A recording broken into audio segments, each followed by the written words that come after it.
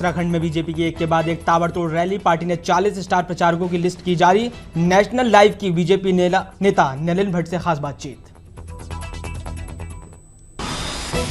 5 अप्रैल को दून के parade ground में पीएम करेंगे विशाल जनसभा। पार्टी कार्यकर्ताओं में खासा जोश। जनसभा को लेकर शुरू हुई तैयारियां।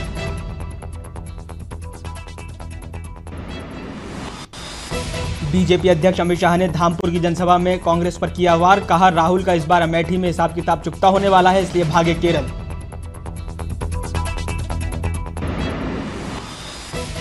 पीएम मोदी 500 जगहों पर करेंगे वीडियो कॉन्फ्रेंसिंग के जरिए मैं भी चौकीदार कार्यक्रम को संबोधित। राहुल के आरोप लगाने के बाद कांग्रेस पर किया पलटवार। कांग्रेस अध्यक्ष राहुल गांधी 2 जगहों से लड़ेंगे चुनाव। पार्टी ने अमेठी और केरल के वायनाड सीट से राहुल को चुनावी मैदान में उतारने का किया ऐलान।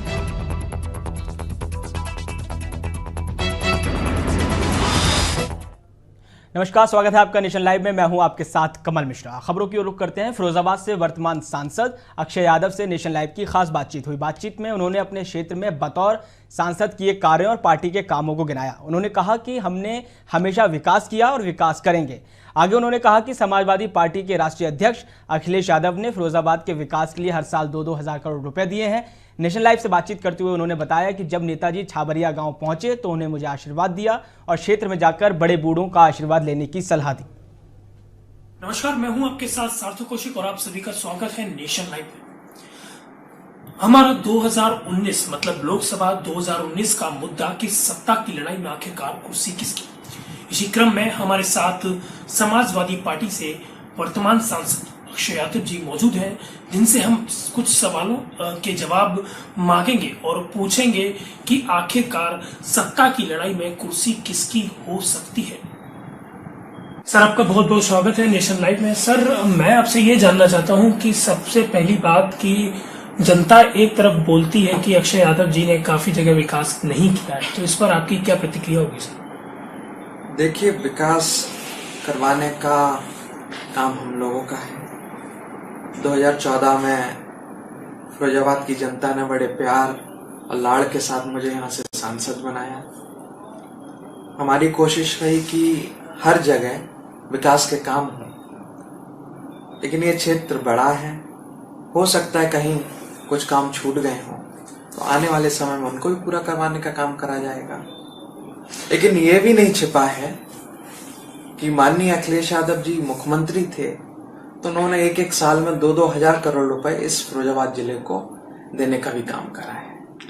वहीं दूसरी तरफ अगर देखा जाए तो प्रसपा से जो अभी इस समय आपके परिवार से आपके चाचा जी खड़े हुए हैं, तो उन्होंने भी कहीं तक बोला है कि समाजवादी पार्टी ने काफी अत्याचार किया है उन पर, तो ऐसा कहीं तक क्या ये बात सही है? देखिए, हम लोग जिस परिवार के हैं वहाँ बड़ों का आदर और सम्मान करना हम लोगों को सिखाया गया है। नेताजी जब नगला छपरैया में आए फिरोजाबाद में, वहां पर उन्होंने मेरा हाथ उठाया, आशीर्वाद दिया, और जब उन्होंने भाषण खत्म करा तो उन्होंने यही कहा कि आप गांव-गांव जाओ, बुजुर्गों का आशीर्वाद लेकर आओ। तो नेताजी की एक आवाज पर हम लोग प्रचार प्रसार में लग गए, बुजुर्गों का आशीर्वाद लेने लगे। तो ऐसा कभी नहीं हुआ कि हमने या परिवार के किसी भी सदस्य ने बड़ों का आदर या सम्मान न करा।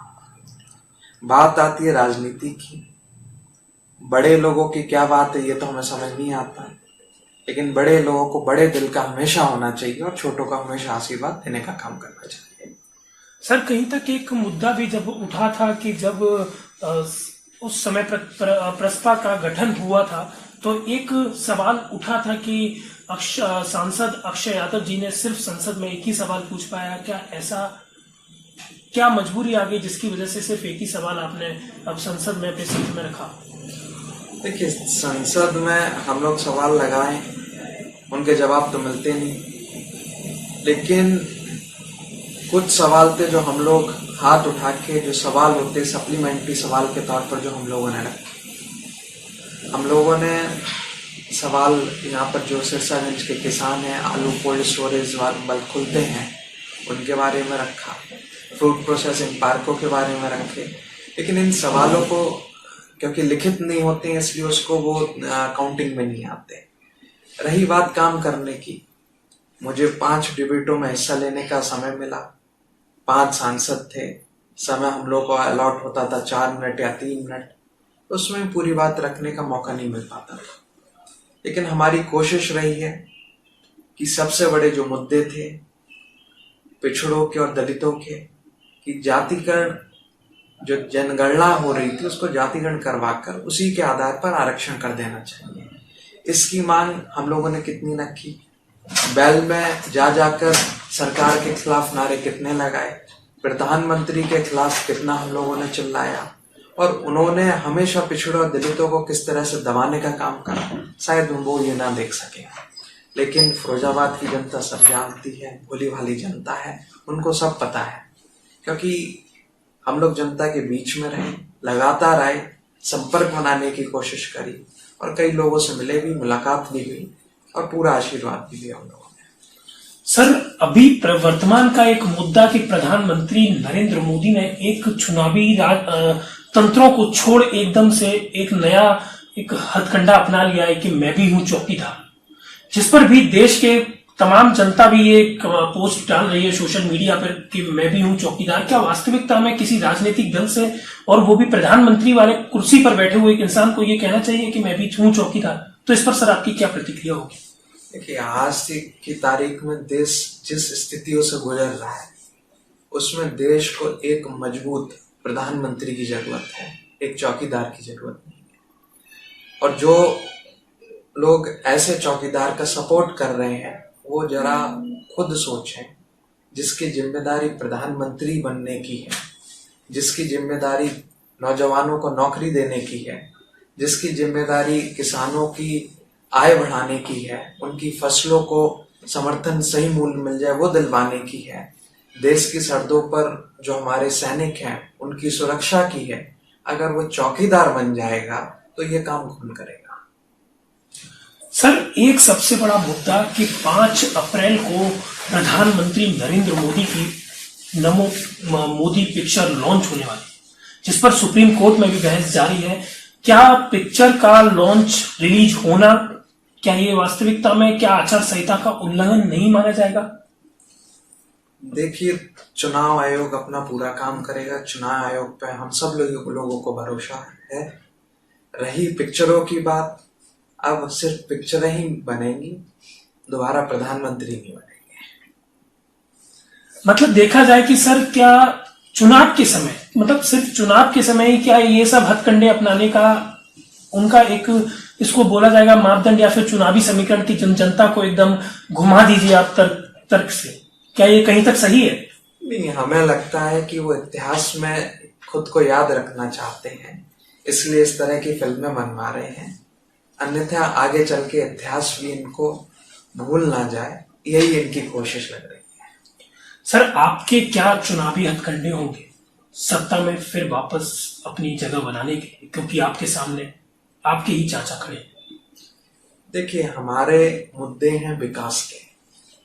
फिरोजाबाद में खासतौर से जो विकास हुआ, नौजवानों को जिस तरह से प्रोत्साहित कर उनको पढ़ने में मदद करी हमारी सरकार ने, जिस तरह से कन्याओं की और जो बेरोजगार लोग थे उनको सहायता देने का काम करा सरकार ने, ये सारे काम समाजवादी पार्टी ने करे हैं। तो समाजवादी पार्टी के मुखिया श्री अखिलेश यादव जी हैं, वहीं जिनका आप नाम ले रहे हैं वो भी पीडब्ल्यूडी के मंत्री थे उनकी सरकार में रहते हुए। उनके पीडब्ल्यूडी रहते हुए हम लोगों ने फिरोजाबाद में किस तरीके से काम करवाए वो फिरोजाबाद की जनता जानती है। उनके द्वारा फिरोजाबाद के जो बच्चे पुलिस की नौकरी में या लेखपाल की भर्तियों में भी आए, उनकी लिस्टें किस तरह से फाड़ के फेंकी, ये भी यहाँ की जनता जानती है। तो कहीं ना कहीं फिरोजाबाद को जो आदमी लगातार गाली देता रहा हो और आज की डेट में चुनाव में वोट मांगने आ जाए तो फिरोजाबाद की जनता उसके साथ खड़ी है।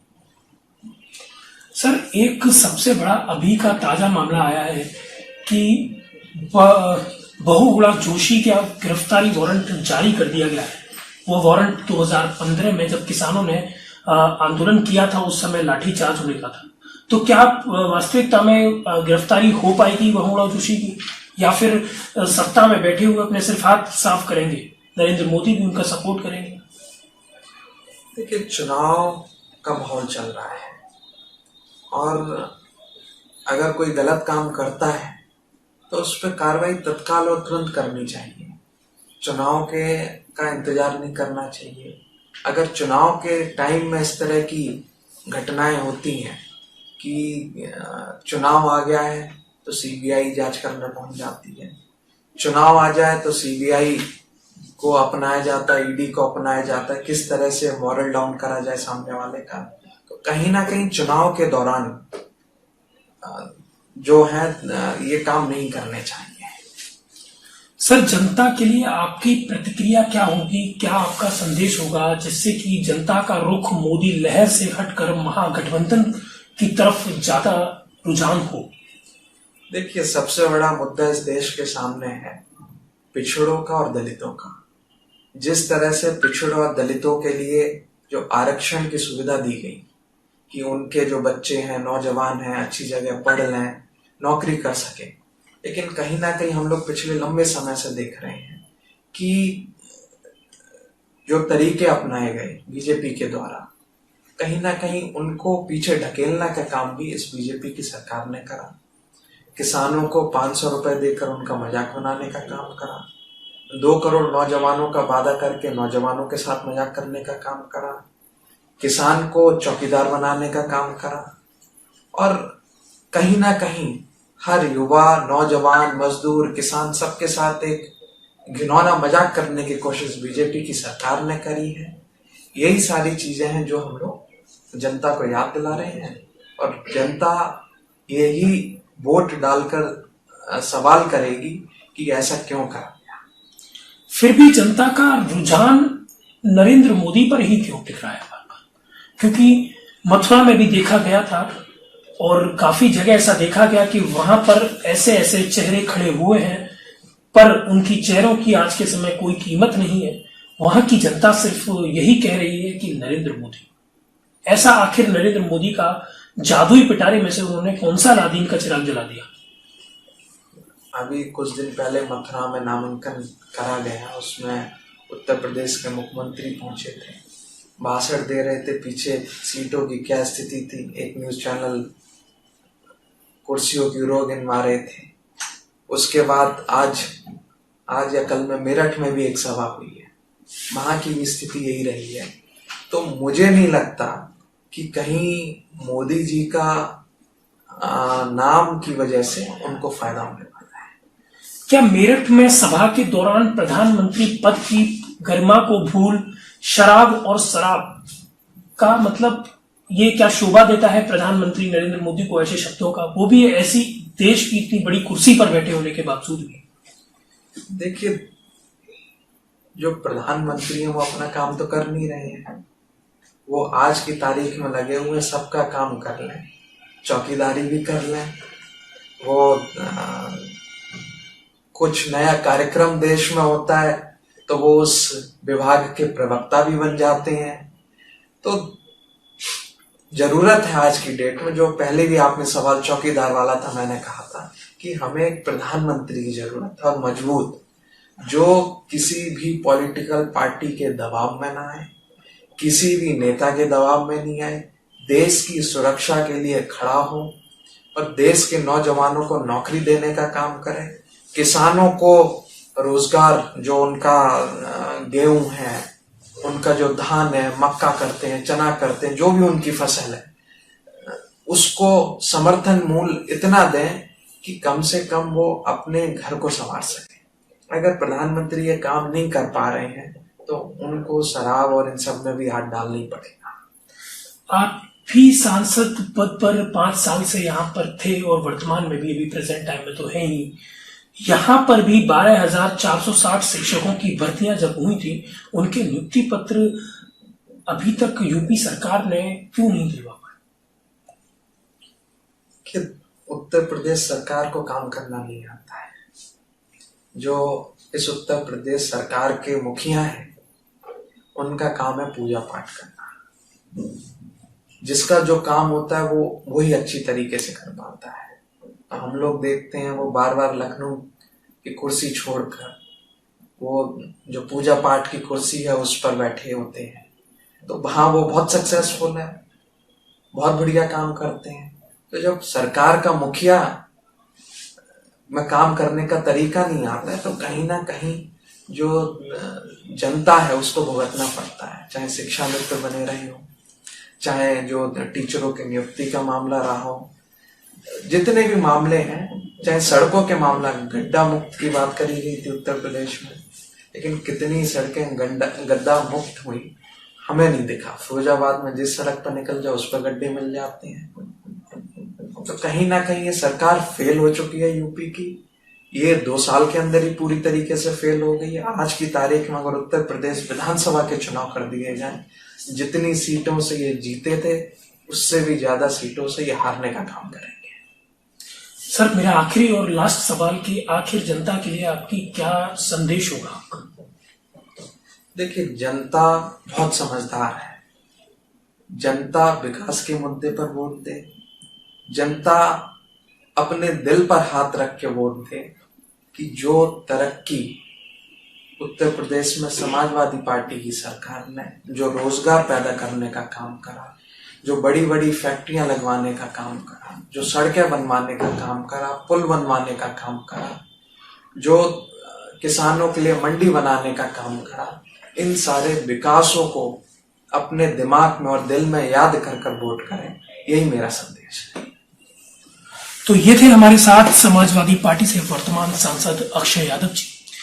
वैसे मैं आपको बताना चाहूंगा कि फिरोजाबाद पूरा जिला समाजवादी पार्टी का गढ़ माना गया है, और यहां पर अगर देखा जाए कि समाजवादी पार्टी के दिग्गज नेता भी इस सीट को छोड़ना नहीं चाहते, क्योंकि एक तरफ जसराना है तो दूसरी तरफ सिरसागंज, तो फिरोजाबाद और टुंडला भी कहीं किसी से पीछे नहीं है। सबसे बड़ी बात यही है कि आखिर प्रधानमंत्री की गरिमा नरेंद्र मोदी शायद भूल चुके हैं, जिसका खामियाजा 2019 के लोकसभा चुनाव में प्रधानमंत्री नरेंद्र मोदी को भुगतना पड़ सकता है, क्योंकि बेरोजगार, किसान और नौजवान आखिर तीनों परेशान हैं। तो इस परेशानी का खामियाजा नरेंद्र मोदी सरकार को भुगतना पड़ सकता है, क्योंकि उनके सांसद, ऐसा हो भी सकता है कि उनके सांसद हार भी जाए। कैमरा पर्सन पिंकेश वर्मा के साथ मैं सार्थक कौशिक, नेशन लाइव। फिलहाल रुकते हैं छोटे से ब्रेक के लिए। ब्रेक के बाद जल्द हाजिर होते हैं। देखते रहिए नेशन लाइव।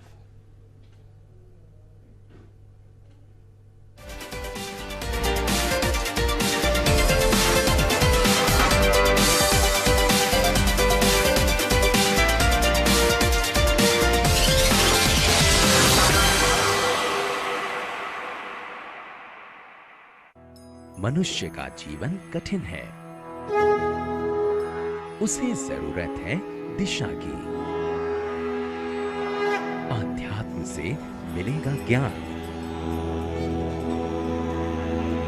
देखिए आध्यात्म दर्शन नेशन लाइव पर।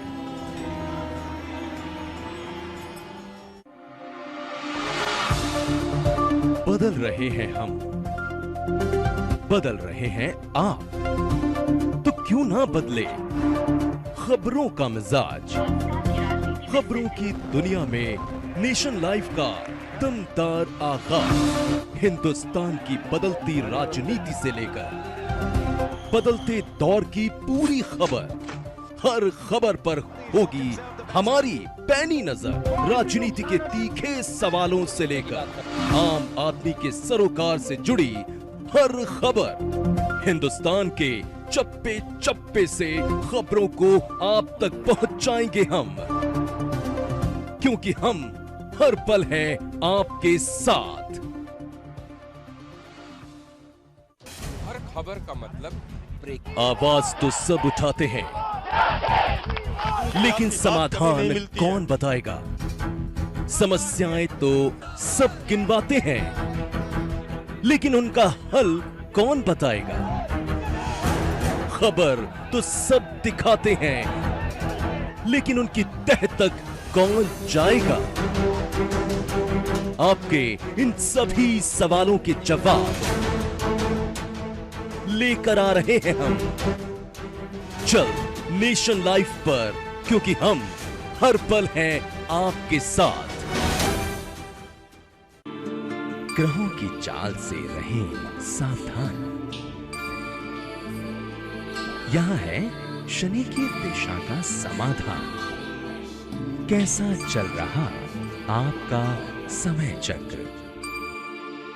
राशि फल में देखिए ग्रहचार, सिर्फ नेशन लाइफ पर। मनुष्य का जीवन कठिन है।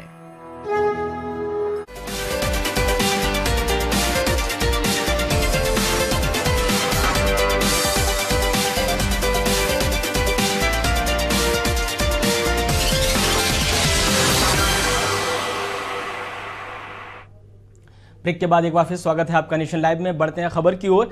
लखनऊ में राष्ट्रीय उलेमा काउंसिल के अध्यक्ष आमिर रशीदी ने बड़ा आरोप लगाया है। दरअसल आमिर रशीदी अखिलेश मायावती पर गंभीर आरोप लगाते हैं और कहते हैं कि बुआ बबुआ ने टिकट बेचकर 1600 करोड़ रुपए कमाए हैं। आपको बता दें कि उलेमा काउंसिल के अध्यक्ष हैं आमिर रशीदी, जिन्होंने ये आरोप लगाया है कि बुआ बबुआ ने टिकट बेचकर 1600 करोड़ रुपए कमाए हैं।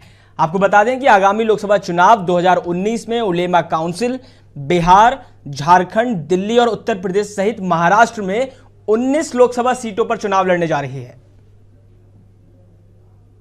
आपको बता दें कि लखनऊ में उलेमा काउंसिल के अध्यक्ष आमिर रशीदी ने बुआ बबुआ यानी समाजवादी पार्टी के अध्यक्ष अखिलेश यादव और बसपा सुप्रीमो मायावती के ऊपर यह आरोप लगाया है कि इस बार टिकट वितरण में उन्होंने 1600 करोड़ रुपए कमाए हैं।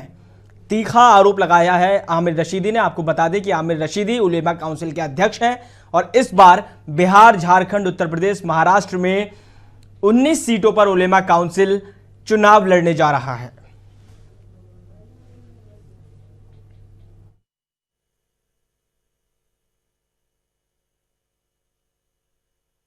इस वक्त बुआ और बबुआ के गठबंधन ने 1600 करोड़ रुपए का धंधा किया टिकट बेच करके।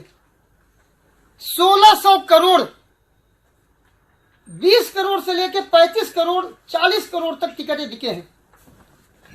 मैं चाहूंगा इलेक्शन कमीशन इन तमाम लोगों के कैंडिडेटों का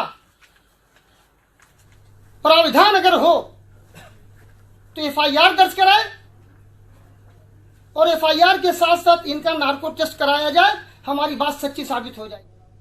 इस बुलेटिन में फिलहाल इतना ही। देश और दुनिया की बाकी तमाम खबरों को जानने के लिए देखते रहिए नेशन लाइव। नमस्कार।